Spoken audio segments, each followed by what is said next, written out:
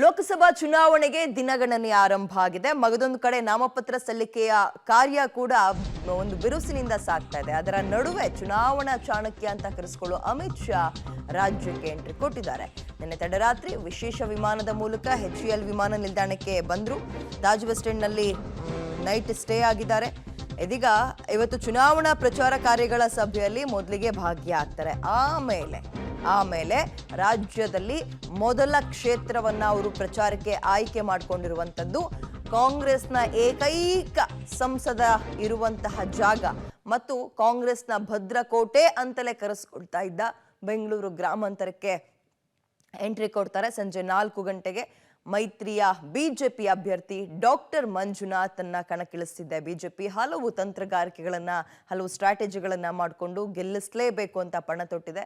ಹಾಗಿರುವಾಗ ಇದೀಗ ಚುನಾವಣಾ ಚಾಣಕ್ಯ ಅಂತಲೇ ಕರೀತಾರೆ. ಏನೇನೋ ತಂತ್ರಗಾರಿಕೆಗಳನ್ನ ಬಳಸ್ತಾರೆ. ತುಂಬಾ ಮಾಸ್ಟರ್ ಇದ್ದಾರೆ ಅವರು, ಮಾಸ್ಟರ್ ಪ್ಲಾನ್ ಮಾಡ್ತಾರೆ ಇಂತಹ ಎಲೆಕ್ಷನ್ಗಳನ್ನ ಗೆಲ್ಲೋದ್ರಲ್ಲಿ.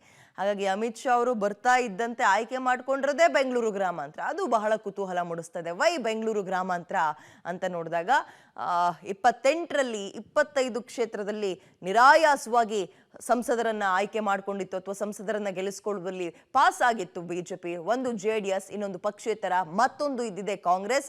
ಆ ಕಾಂಗ್ರೆಸ್ ಕ್ಷೇತ್ರವನ್ನ ತನ್ನದಾಗಿಸ್ಕೊಳ್ಳೋಕೆ ಚುನಾವಣಾ ಚಾಣಕ್ಯ ಇವತ್ತು ಸಂಜೆ 4 ಗಂಟೆಗೆ ಆ ಬೆಂಗಳೂರು ಗ್ರಾಮಾಂತರಕ್ಕೆ ಎಂಟ್ರಿ ಕೊಡ್ತಾ ಇದ್ದಾರೆ.